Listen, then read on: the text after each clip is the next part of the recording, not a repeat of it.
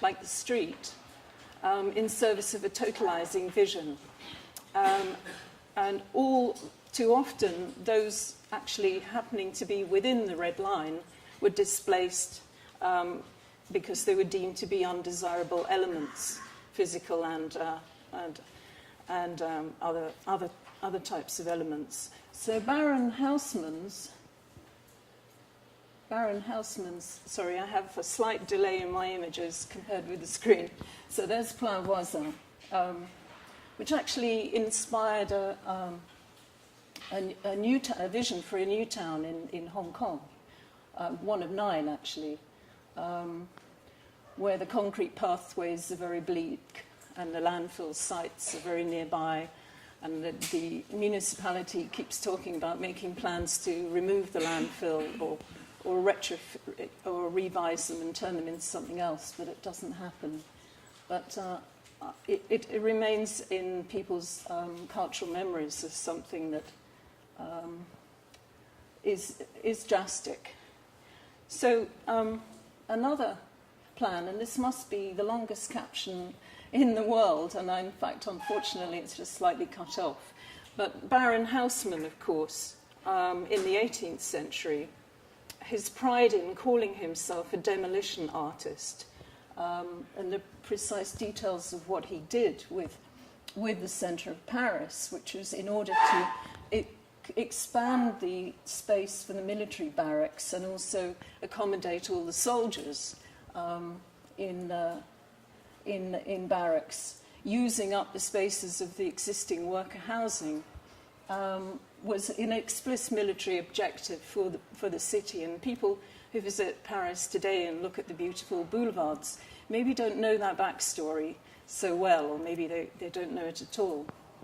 But definitely the demolition artists of contemporary developers still exist, and we know in London there are many of them working. And the issue of gentrification is very, very a big dialogue at the moment. And somebody gave me this handbook, Staying Put, an anti-gentrification handbook for council estates, so estates of housing owned by the local municipalities in London just the other day. And it's extremely well written. And it reminds us also that this year is actually the 50th anniversary of the use of the term gentrification. So we have a lot of things to focus on. Now, we still have an equivalent form of aspiring, you could call it colonization, inverted commas, in the form of smart city developments. The obvious example is Masdar City in Abu Dhabi, where the first phase of it was successfully completed, and it became a photo opportunity for all the world's key political class, taking a look closely at it. And similarly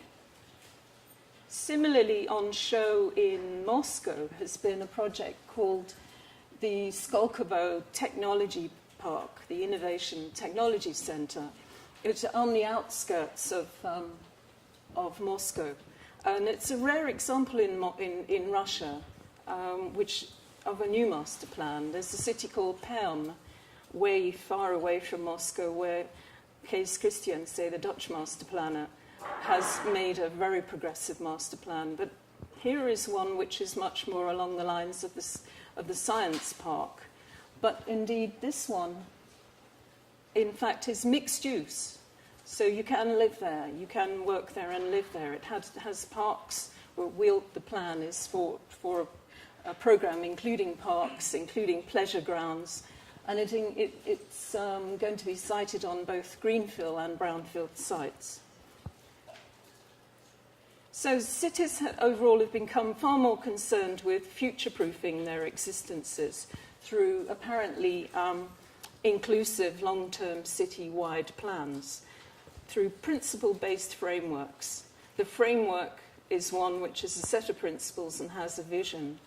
And it also comes usually under a time-sensitive banner like 2020, 2030, or 2050. but my question is, do they have fast-track action plans built in to build resilience against the unexpected in the here and now? Because adaptive planning has actually become replaced the rigid blueprint that could not possibly cope with today's complexity. And it's replaced it with multidisciplinary, participatory, retrofitting strategies to incrementally incubate new processes and land uses. So, I mean, it is a no-brainer in a way, but today's complexities require far more relational design sensibility, one that's not afraid to challenge narrow knowledge silos. For example, say traffic civil engineering alone. They cannot be the profession that can be the leaders in today's master plans and frameworks all by themselves. It just doesn't work. And a keen sense also of where systems of governance are open to adaptation. Many people, and urban think tank here, who are based in Caracas and in Zurich at the ATR school, many people are sceptical of the term master plan. I've heard Australian urban planners saying, yeah, I can see the advantage of it, and we do a lot of work, but some other people say it's an oxymoron. You know, one plan is always eventually replaced by another. So is there any point in the first place? So the uncomfortability that people have with the word, I think the thing is that urban think tank, who principally work in slums and favelas and retrofit them, are uncomfortable because they simply have no interest in becoming master planners. They want to do retrofitting instead. So I have page 2 is not relating to page 1 here. Let me just have a quick check.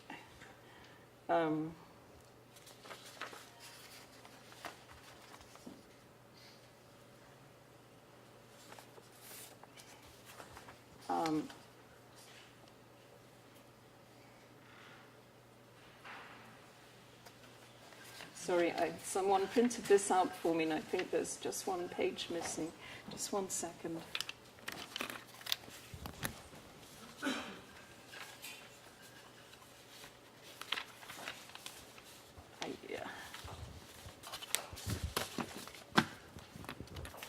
Okay, never mind. Let me move on.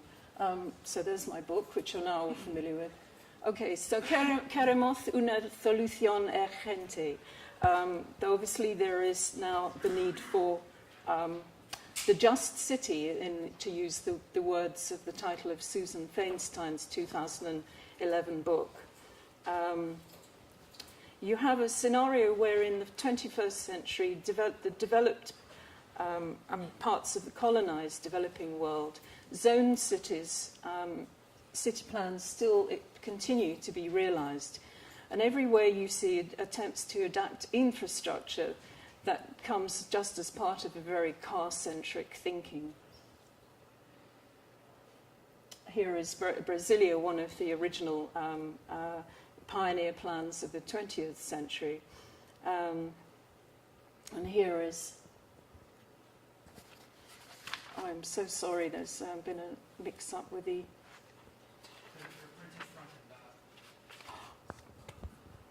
My apologies.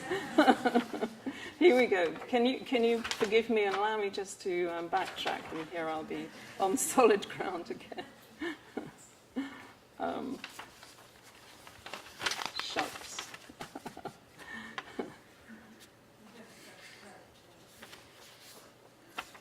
This is going to be interesting. You might get another narrative here. Let me carry on. Okay, so another person who's very skeptical about the word master plan is Enrique Norton, the founder of 10 Arquitectos, because he called it overused, over-manipulated, and he felt that people ordinary people he spoke to got alienated by that term. So he believes instead in calling a plan a vision, because basically everybody can buy into a vision. It's not such a big deal to get involved with. So I want to reflect on the various principles underlying some of the most promising contemporary master plans and urban strategies and frameworks that are in process for urban districts. And I hope I can give you a bit of a flavour. I mean, it's very clear that the context of my topic, and this book came out in 2012, but the research period was from 2008 to 2011. But during that period, we've been rocked by global economic and ecological crisis. So, hence, queremos una solución urgente. And that was Chile, by the way, which was hit not once but twice by earthquake and tsunamis. So I've considered the ways in which the master plan still has validity as an urban planning instrument, but also fundamentally how more socially, culturally, economically, ecologically differentiated variants and alternatives are of great value. So the key question is, how can citizen towns benefit from some of these planning ideas? So progressive planning solutions, first of all, also they need to be custom designed for their context. I don't believe in cut and paste urbanism. Solutions need to be individual and based on deep readings as part of the process of identifying operational tools. When it comes to sustainable, resilient plans, the same thing applies. There is no single mitigation or adaptation policy that's equally well suited to all cities, as Juan Clos, the executive director of UN Habitat, wrote in his publication, Cities and Climate Change, Global Report on Human Settlements, which was published in 2011. So the other key truth, of course, is that master planning leaves its impact very, very much in the long term. Haussmann in Paris, Costa through Brasilia being two examples. And the city and the regions subsequently need quite a lot of adaptation, as in the case of the region of Chandigarh in India, where the University of Washington and TU Berlin and other architectural planning schools have been doing studies. So many propositional plans never get off the ground. And while I'm finding the next page, I'll show you. OMA, for example, at least 15 of their master plans went on hold. And since they recycle creatively all of their work, they made an exhibition called On Hold about all their on hold master plans at the British School of Rome. And I'm sorry that the slide has cut the bottom of that off, but obviously with London, the Christopher Wren's plan for the City of London did in fact not have any money. King Charles II did not have the money to go ahead. And so what in fact did happen was some small-scale adaptation of the legislation surrounding the treatment of the facades of buildings, where before all manner of refuse had been thrown out of the windows. By reforming that behaviour on the part of the citizens and treating the facade of the building in a new way, somehow kind of allowed the street as a civic entity to rise up in a much more satisfactory way. So,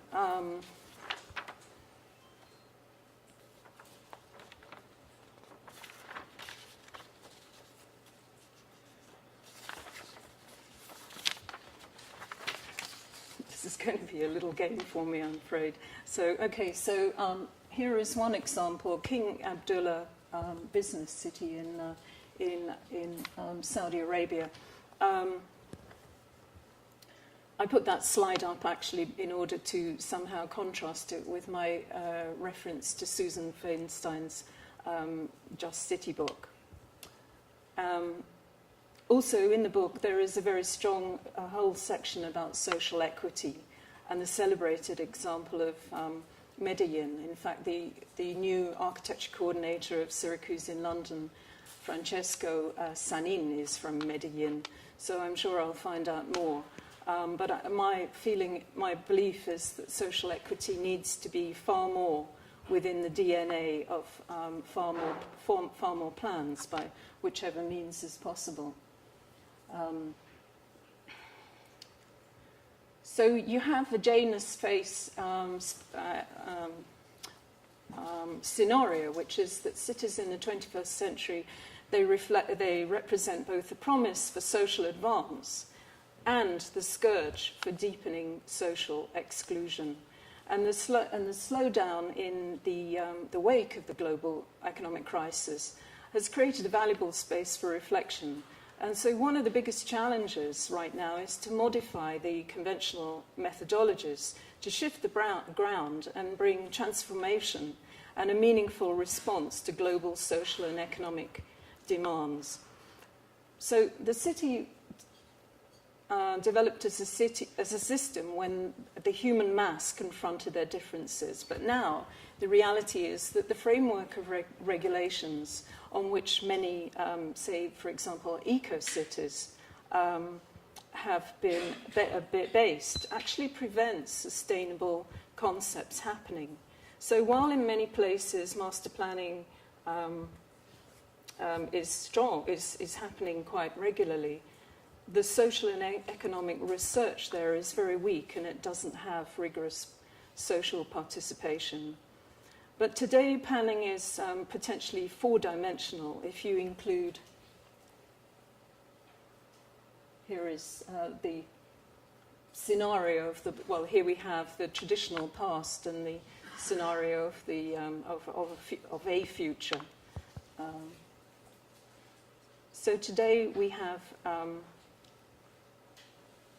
the need for fresh research. And planning is potentially four-dimensional if you include digital geo-mapped space. We need to achieve cross-scalar social ecological resilience through adaptive systems. And this works best if it has some self-organizing elements. So, for example, scope for self-built housing by citizens, for example. But if you look at the changing instruments, what is possible and when, for example, Rio are using their digital instruments in a very advanced way. But if you look at what is possible when, here's another one where we have the presence of the corporate sector, obviously IBM playing a very strong role in today's city planning instruments in Rio and so on.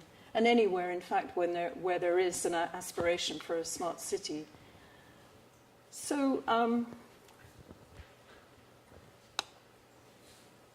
there is a need for things to happen fast in some instances. And the image of the "we need an urgent solution" from Chile, the context of that is that the master planning team in Constituzione Elemental are given just 100 days to devise a whole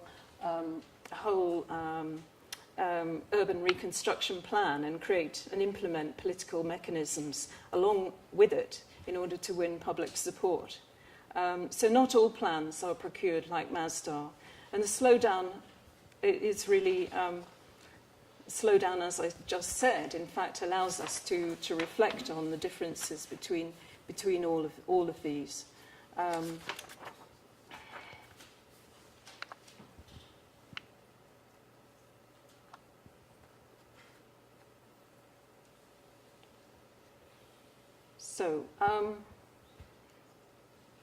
So profound knowledge of potential processes through iterative strategies are essential, because the metabolism of every city and conurbation calls for an urbanist sensibility that is homeopathic and not solely allopathic. So quality of coordination is a vital resource, and above all, the task of defining the challenges to be met in the first place, because the client is not also often fully able to embrace this.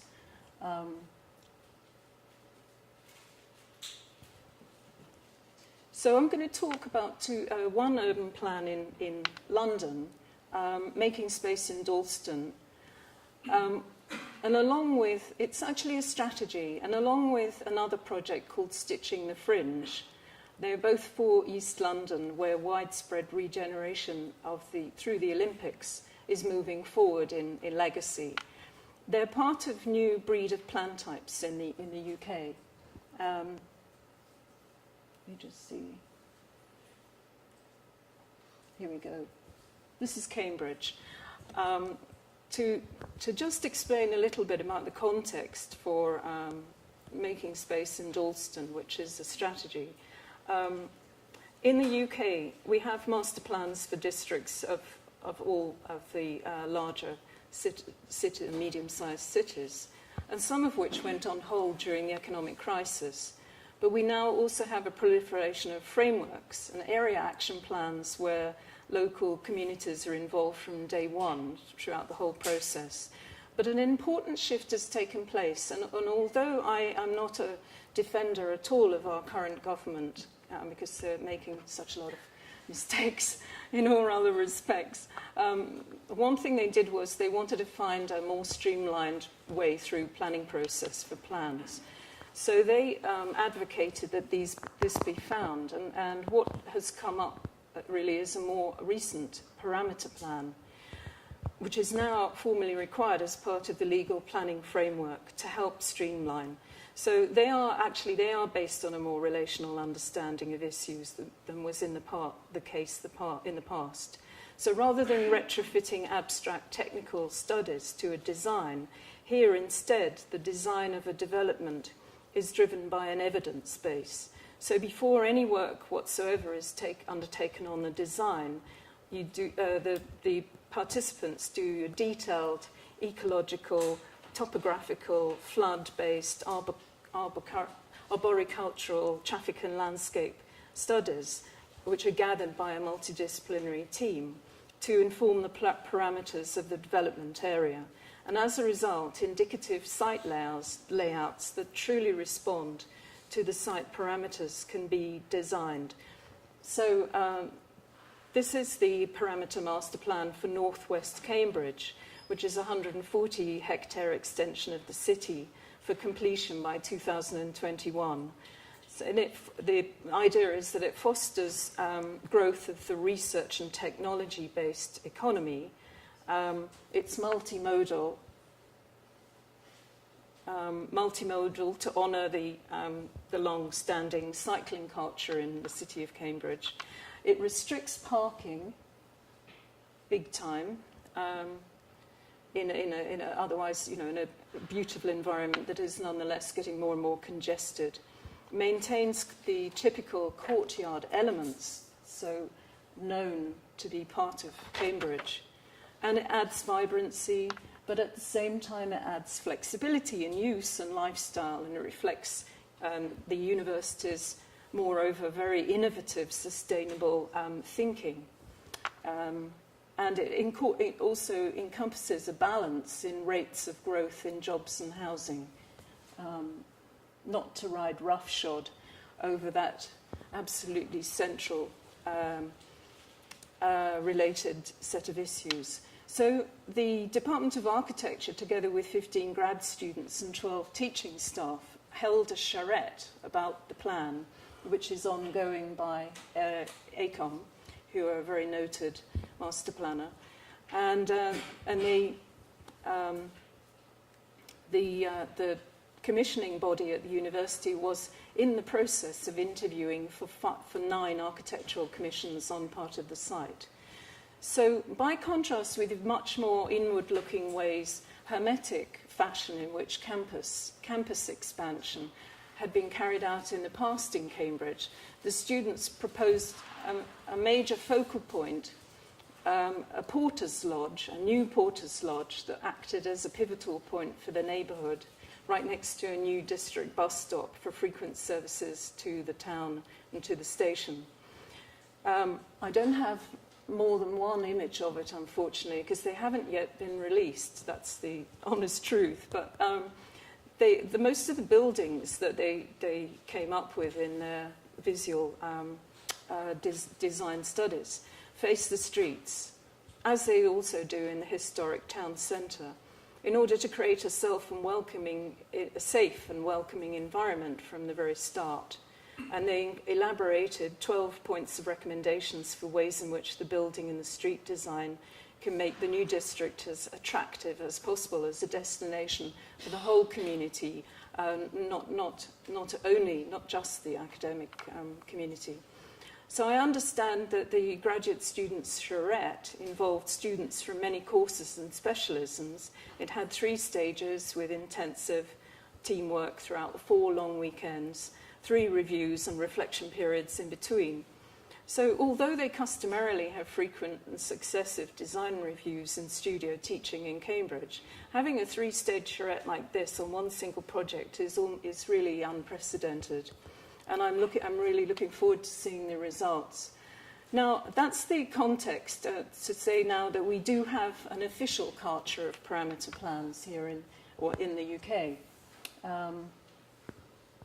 This is the other one that I would just really flag up. Stitching the Fringe was a set of fantastic strategies created by the Greater London Authority, the London Authority, GLA, in 2012 to help regenerate and give connection to a range of local town centres and neighbourhoods around the periphery of the Olympic site. So, which itself is in the process of becoming 5 new urban districts over the next 11 years or so, under the heading of legacy. I guess in the words of the beer advert, the value of Stitching the Fringe is that it reaches the parts otherwise not reached. And I think it's all very well to use a mega sporting event like the Olympics as a mechanism of necessary regeneration, and it did do very valuable land remediation, costing a huge amount of money, but it did treat the land like a tabula rasa.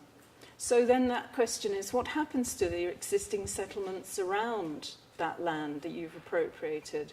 So these actions, more modest in scale, nonetheless counter the negative effects of some of the commercial contestations for space that have been taking place since the minute that London won the bid, resulting, particularly in the early days, some fairly flashy, tacky housing schemes where the developers wanted to sell, as much as they could for the highest price. You can find a PDF of the booklet, Stitching the Fringe, on the web if you just search online for Stitching the Fringe, Queen Elizabeth Park. But in a nutshell, the key aims were just to connect the local communities to the park. Their resources were, in many cases, the historic buildings. There were, in many cases, buildings that were run down, a lot of small-scale industrial buildings, and so on. So adding new amenities to create existing public spaces, create new spaces to support future developments, and strengthen a sense of pride in established neighbourhoods. So the project I spend a little bit more time on is called Making Space, because it's not a master plan, but it ran alongside a master plan for the district of Dalston in East London, which is I'll show you in a second where it is, but the district master plan for that area by Matrix, who are very seasoned practitioners, is in its own right a series of strategies for the public realm to improve land use and also specifically create neighbourhood-based energy systems, which is an area of competence they practice globally. So the validity of Making Space in Dalston is that it's hybrid. So Dalston has been undergoing regeneration. It's within Hackney. It's one of one of 19 wards. It's in the middle on the far west side. And it's officially amongst one of the 20% most deprived areas in the UK. Unlike other parts of Hackney, it's got less than 12% green space, as opposed to 38% across the whole of London. Its regeneration includes new buildings at Dalston Square. And above all, now the advantages of two new overground railway stations in the newly extended overground line, which is a marvellous and only recently amalgamated, not that a lot of people know this actually, but only recently amalgamated as a true orbital railway service, including many, many underprivileged areas. So Dalston, Kingsland is up there, and Stratford at the bottom here on the outer line is the station for the Olympic site. And in the centre you have Euston, which is convenient for British Museum, and so on. But for up until 2 years ago, that did not exist as one entire orbit.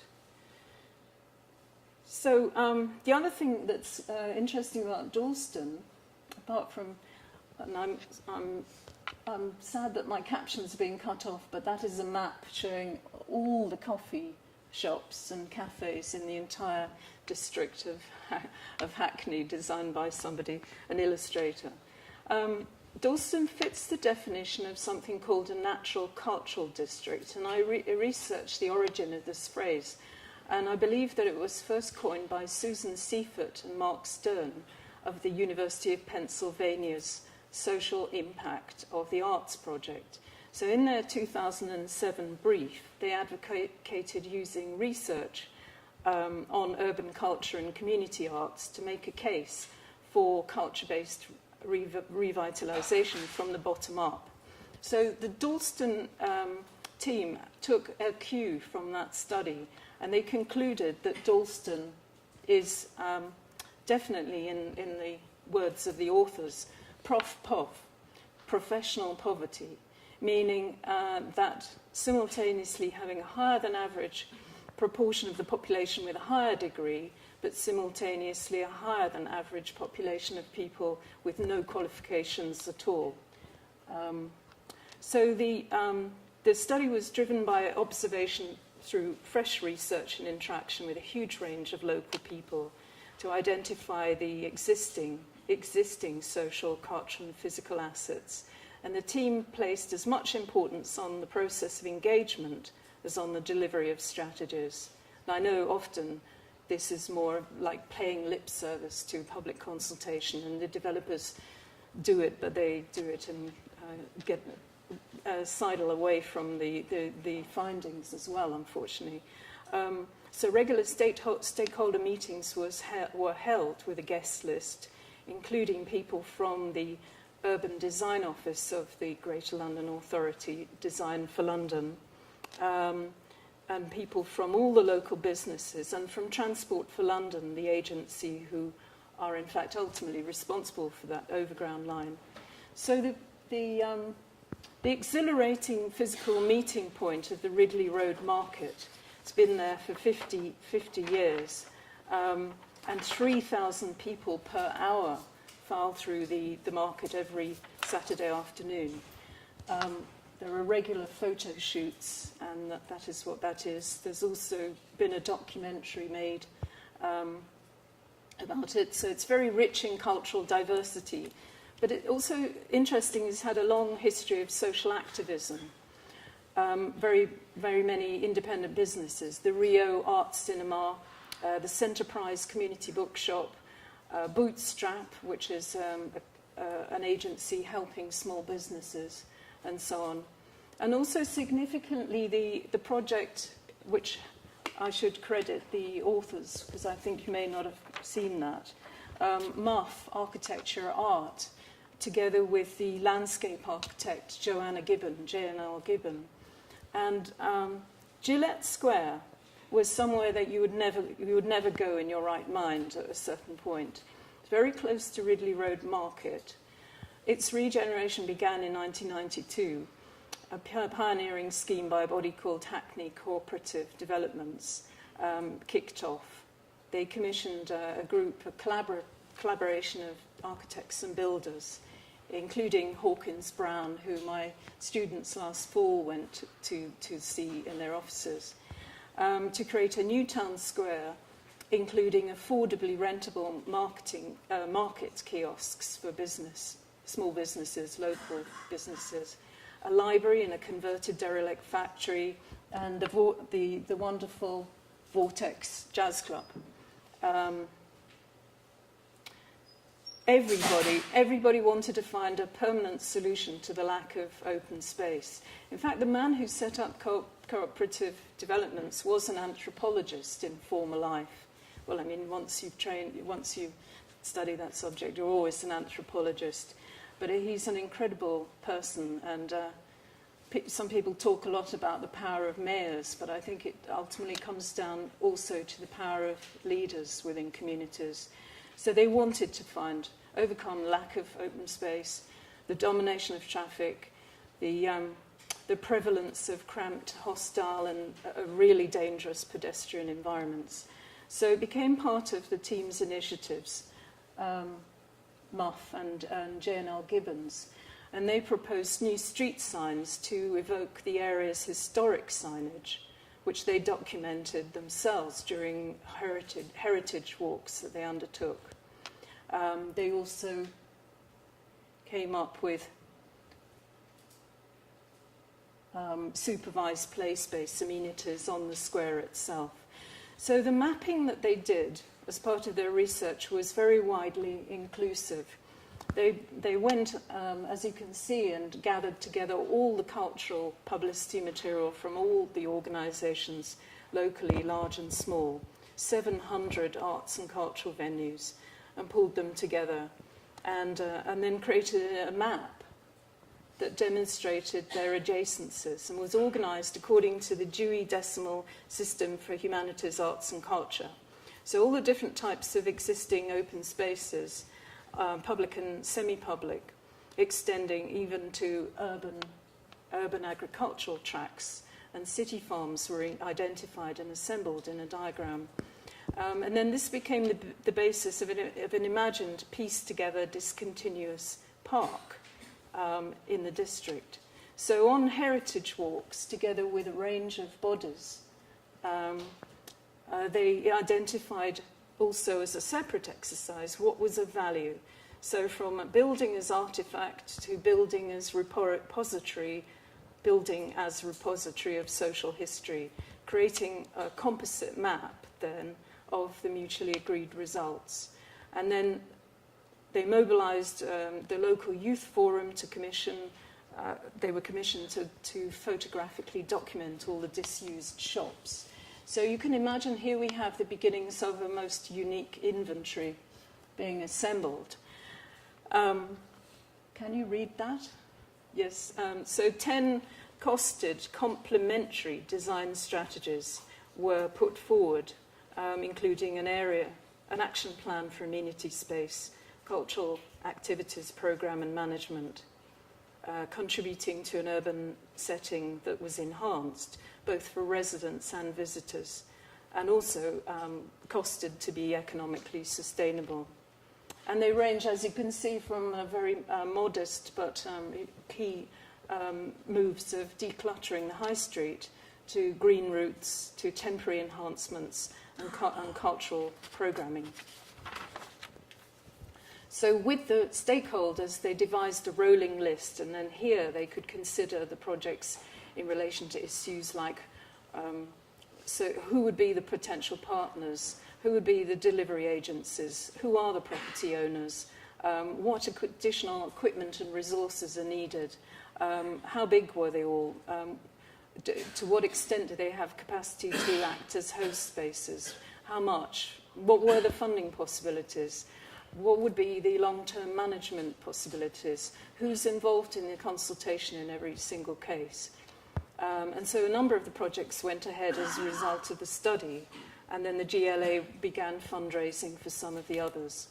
Now, both Muff and J&L Gibbon and myself, as critics, we are aware of critics who are cynical about tactics that could lead to merely an ephemeral city and not deeper level city making.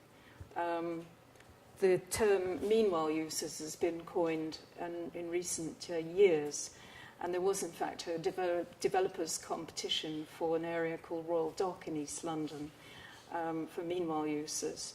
And the winners were incredibly successful and self-sustaining, but now they've been asked to find a site further over the other side of the highway with air pollution, water pollution. But they signed a contract for a fixed period of years. And so their mixed-use play space, gardening space, performance space has to be completely dismantled and recited. So, but my take on what Making Space in Dalston did and its value is that they were incisive, and they took on board both the hard and the soft aspects of the plans in the way in which they relate to each other. They involved so many local people from the very beginning, genuinely and intelligently, and they were able to use the credibility of their integrated study as genuine leverage for positive physical, cultural and economic change. So now that Richard Florida's think tank, Martin Prosperity Institute, and their new report, the Divided City and the Shape of the New Metropolis, which some of you might have seen, now it concedes deep urban class inequality.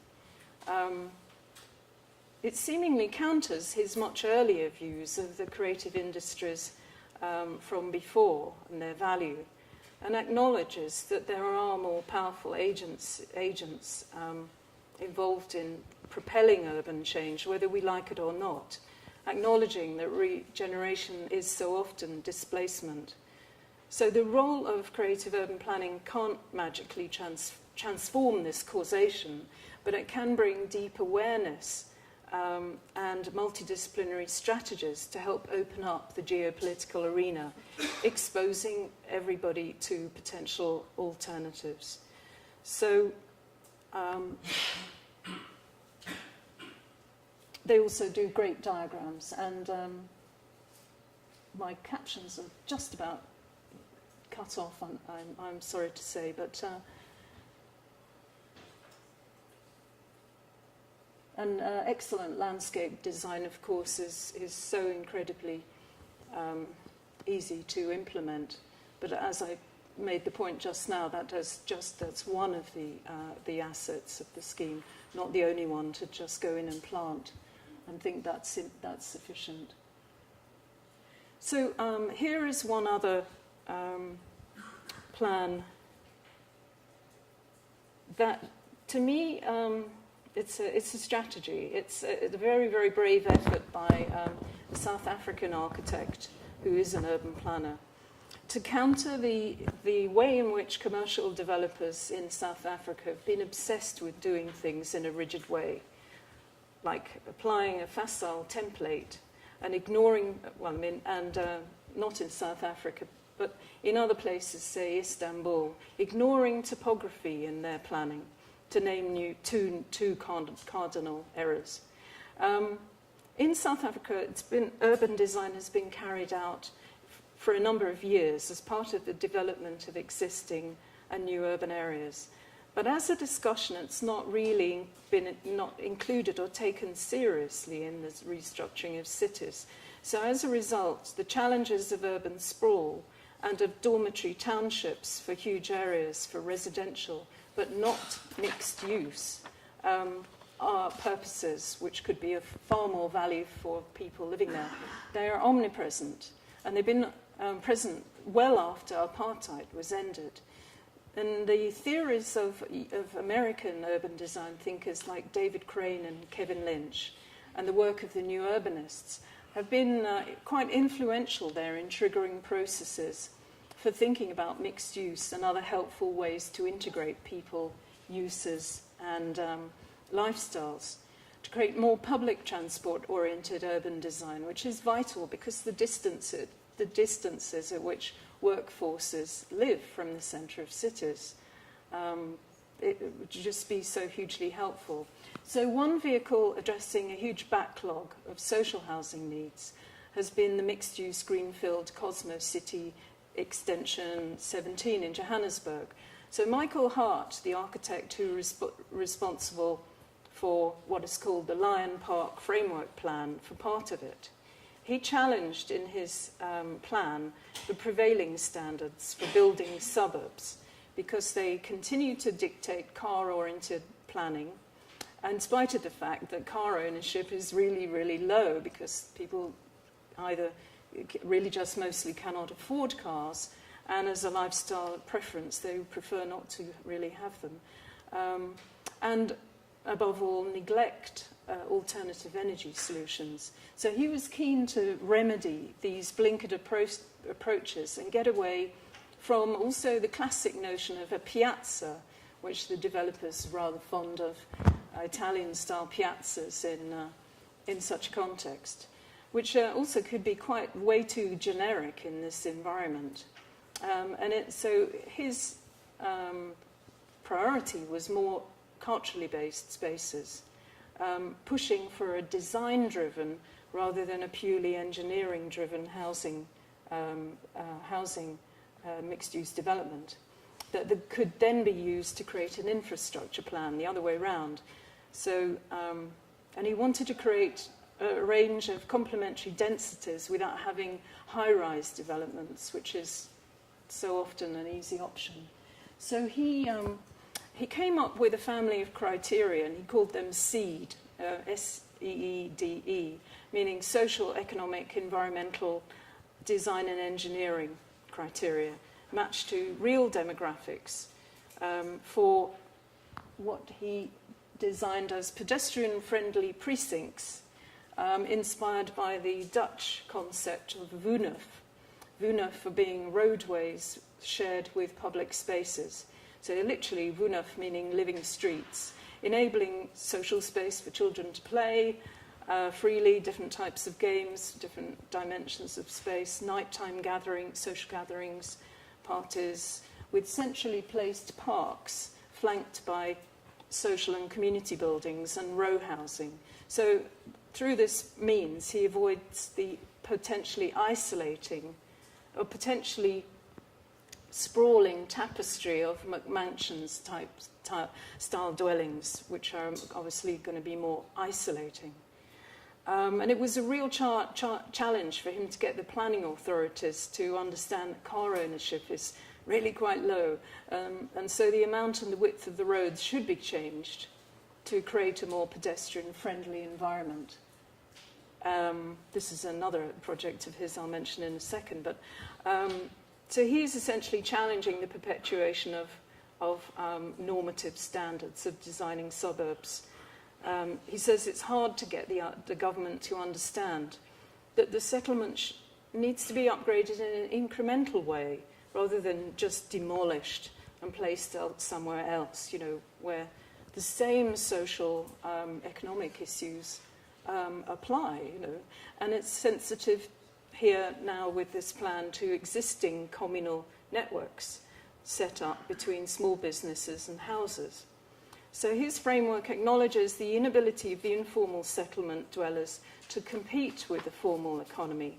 And instead he proposes commercial, retail, trading facilities. He had great fun coming up with fitting all of this in and waste-to-energy businesses. And he put activity spines close to related business hubs, close to those for public transport. And so the strategies boost environmental capital and include urban agricultural schemes. So for a more recent plan for Slovo, because the other one is a talking point, but it hasn't been implemented. But in my book, I make the point that even if something has not been implemented, the very fact that it's been put forward, it means that it potentially opens the door for new discussions and perhaps, hopefully, in the future, something will change. So this plan more recently for Slovo, which is a new urban node at the township of Coronationville in western Johannesburg, the major objective is to generate employment.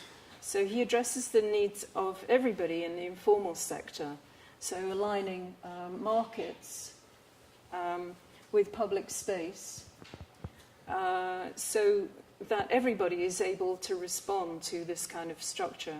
So he ensures connectivity with neighbouring suburbs and an orientation towards pedestrian and bicycles over car use.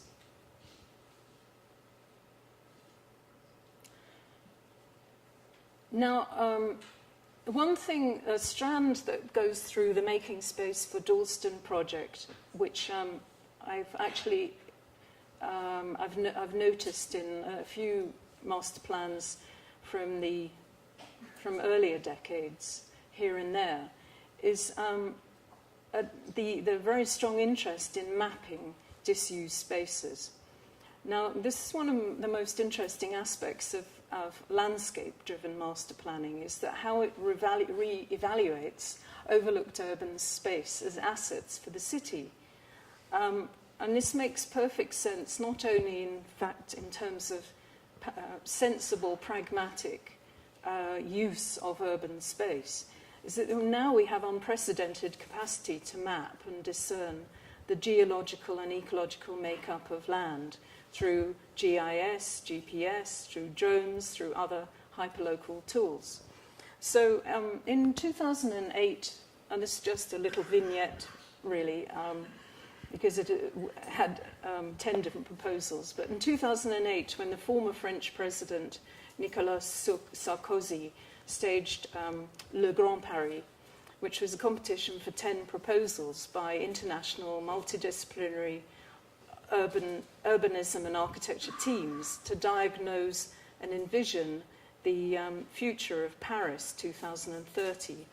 It was contentious, and it was politically contentious, and some skeptics wondered whether his initiative amounted to decentralizing the whole of the Paris region. But he pushed on in great typical grand projet style, presidential style. And there were some really great propositions. Instead of doing a master plan, for example, Jean Nouvel took all the small intervention plans and mapped them into one single diagram, so existing small interventions. So it's a way of looking at their impact as an aggregation. And then another team called Descartes, which was led by an architect called Yves Lyon, amassed all the available interstitial urban land in the Paris region, which is 263 hectares, more than 2.5 times the surface area of Paris proper. So all the teams focused on making, without watching each other in their offices, they made the most of the underdeveloped areas, especially those areas by railway tracks, along waterways, on the edges of parks. Group Descartes went as far as tackling governance issues, pointing out that Greater Paris is the equivalent of 20 mid-sized towns, and then they then could come up with proposals for new, much more sensible territorial divisions. Have we got time for one more narrative, perhaps? Yeah. Yep. Thinking of what Sidney Ray Franklin, one of the master's arts journalism students, the Sidney who interviewed me for my profile very, very kindly, mentioned to me about an interest she had in connecting the multi-scalar side of today's adaptive planning or framework instruments. I thought that I should mention an audacious project that was actually the inspiration of a mix of people in Milan, because I think I personally have learned quite a bit from it in terms of the improvement of let's say, the relationship between urban areas, peri-urban areas, the region, in terms of their interface and identity. Particularly also, Milan has, in fact, a lot of farms on its periphery, particularly in the south, Poco Sud. And many of those farms are needing to find other ways to sustain their businesses in this day and age. It was called, the plan was called the PGT, Piano di Governo Territorio, and it was the previous administration's deputy mayor he was in charge of urban planning. He was planning to update this instrument, the piano, which had already been in force for over a decade. Because Milan is one of the largest metropolitan areas in Italy, and obviously, you know, it's its most significant economic area, with 3.7 million inhabitants, half of which live in the city and the rest live in surrounding towns in the region. So, like many European cities, affordable housing is increasingly a problem. Similarly, migration is changing the social morphology of the city, but without much in the way of integration policies coming on stream to cope with such transformations. Meanwhile, urban society is fragmented into two main layers, one of high-wage professionals and the other of unskilled, low-wage workers. Left completely to the market, solutions can be hazardous.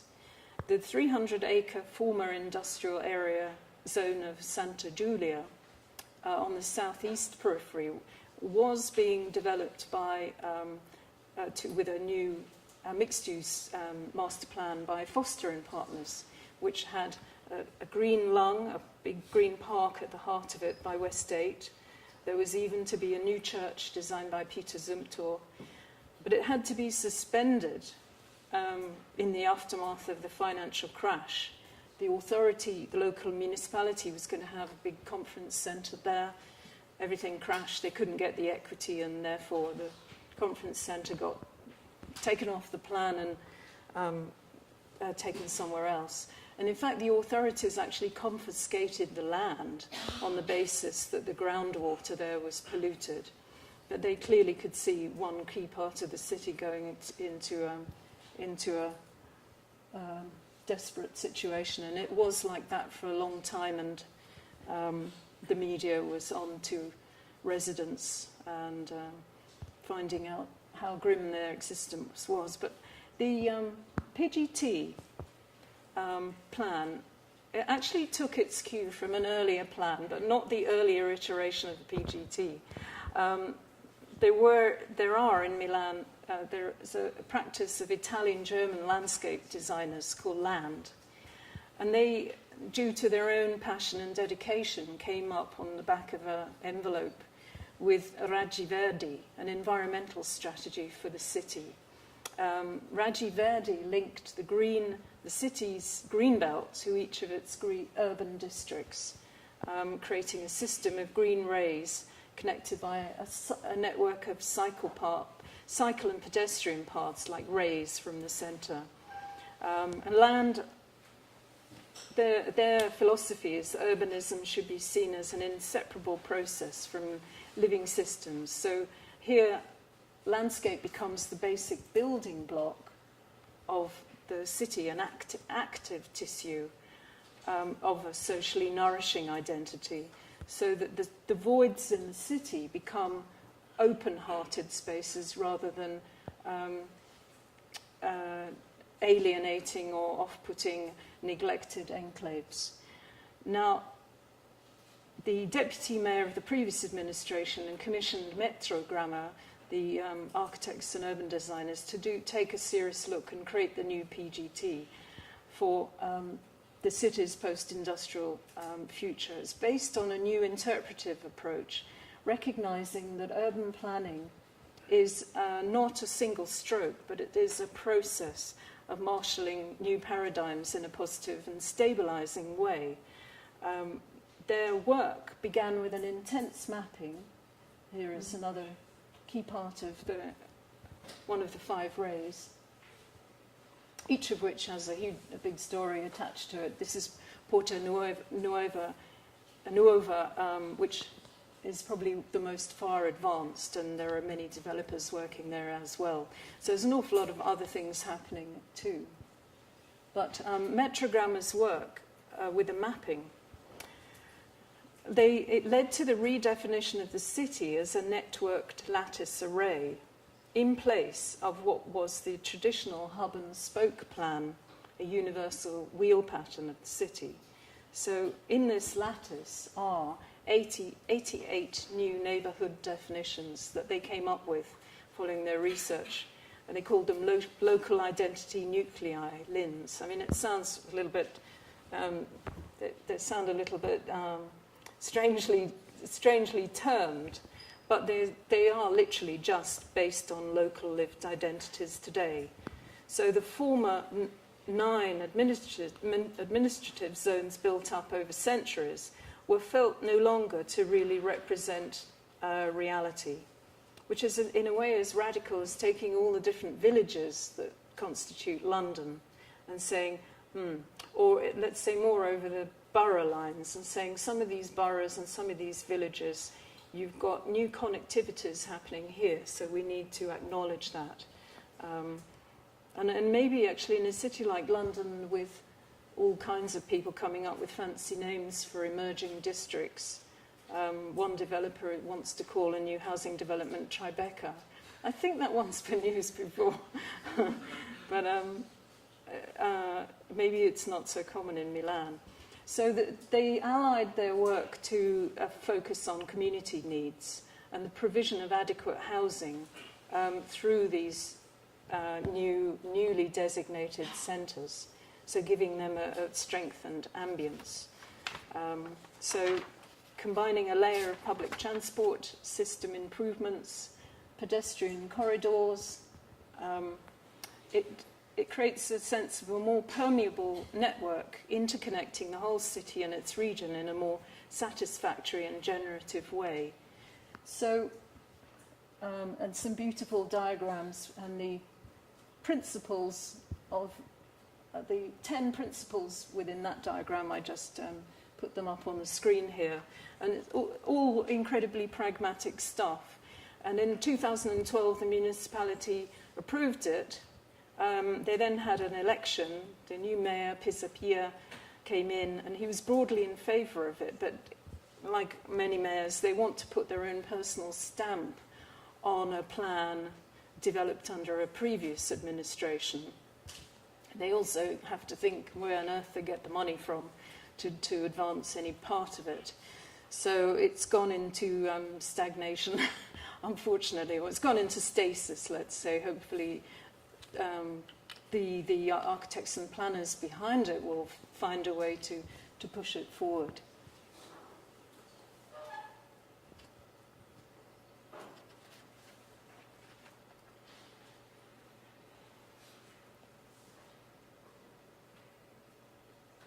And anything that involves getting together, that was a cycling event that got everybody together and talking about the initiatives on the road and in the breaks is a good thing.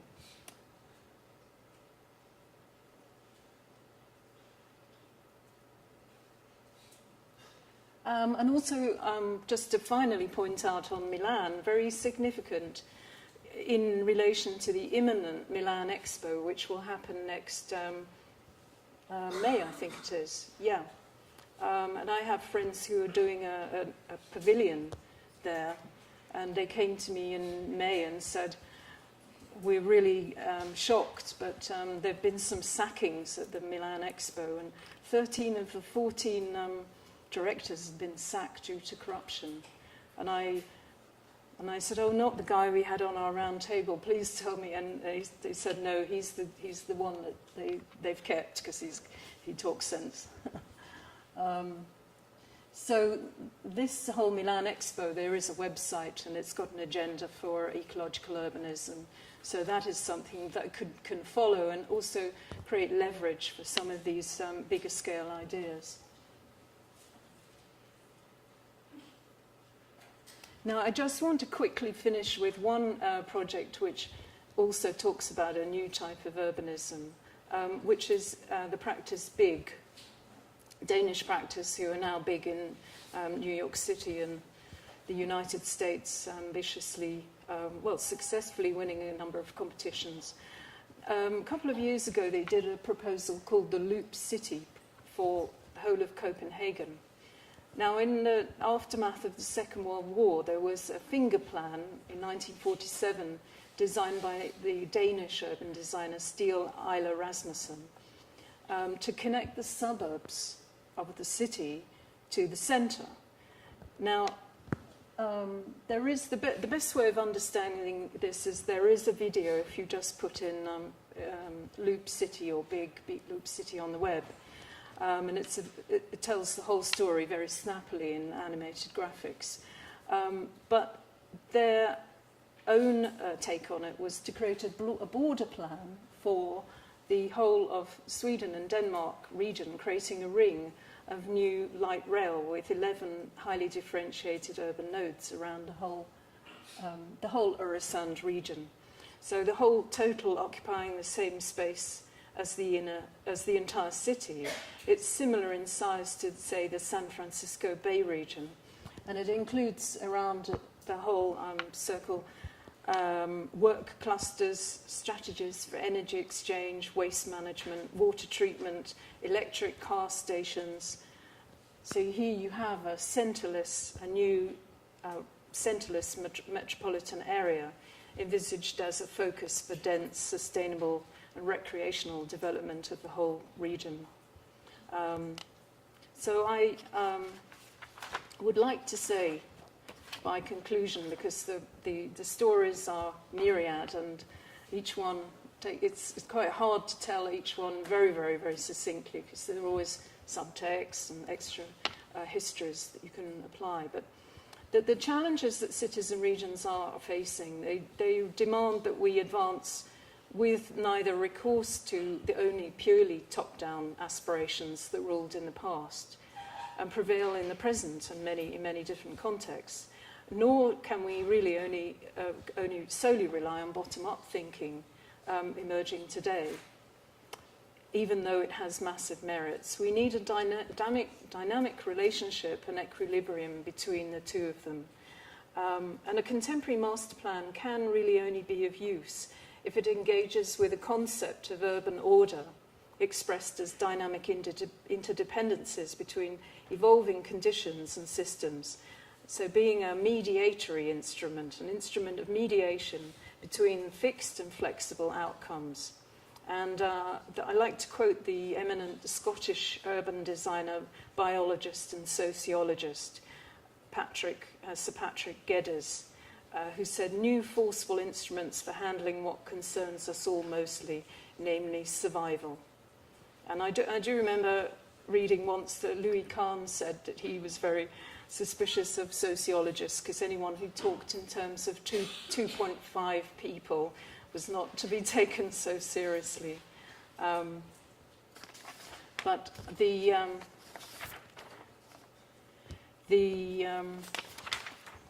final word on the subject would be really a question of paying attention, I think, to the emerging new developments on all scales, and considering what really under the skin, what is the subtext here? What is really going on here? What is the agency that they're using to make this powerful? But my view, and I quote a number of people in the introduction, who firmly believe that any type of strategy area study is of great value, because people, and then hopefully to put it on exhibition, people will see it, get it published in some way. Who knows what effect it might have, albeit maybe on a smaller, more modest scale. But I think that the cultural agency of the framework is very potent, and we need to have systemic thinking today, but we have to be, obviously it needs to be of a kind that is of immense cultural value and doesn't accidentally take us back into anachronistic thinking and silo thinking of the past. So thank you very much for listening.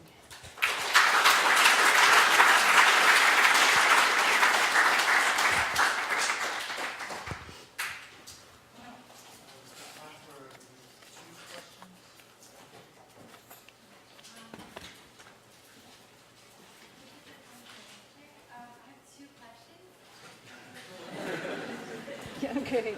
Okay.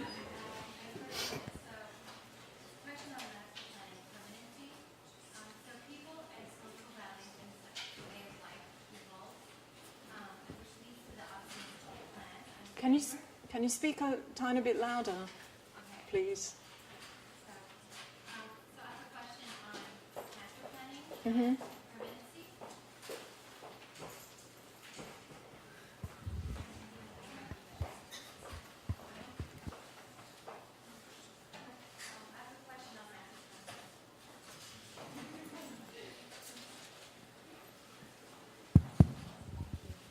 I have a question on master planning and permanency.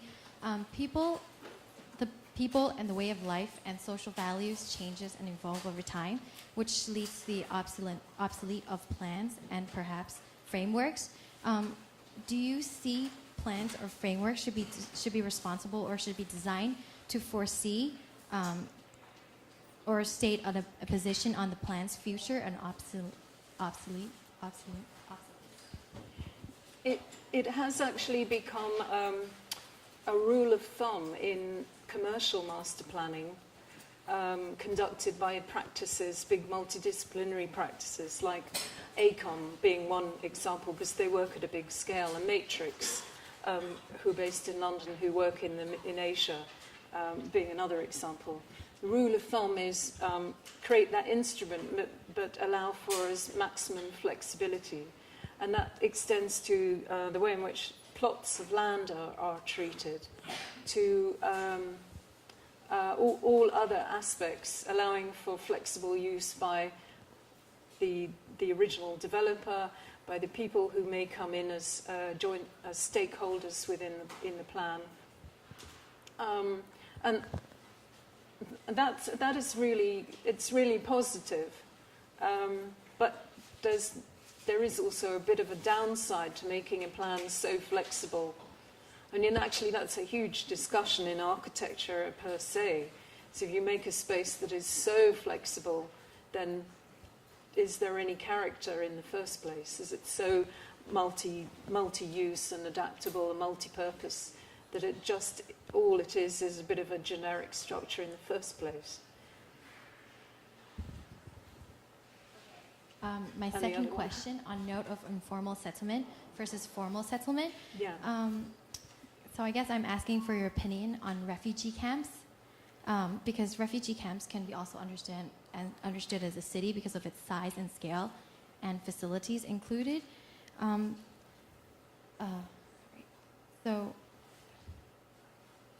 Because as you know, refugee camps are designed to be temporary settlements, Mm-hmm. but because of the design and the plan itself for the typology of a refugee camp, it condemns the refugees to stay within the camp, then turning the camp from a temporary state into a more permanent state. Mm-hmm. Yeah. It's. I've just actually finished writing about 4 or 5 paragraphs in my book on participatory placemaking on refugee camps, and on the bigger picture, which is the increasing amount of migration around the world. And the statistics are rather horrifying. You know, the unprecedented numbers of people who've been deracinated and have no place to go, and the stories of all the refugees coming from Northern Africa on tiny, tiny boats and arriving down in southern Italy.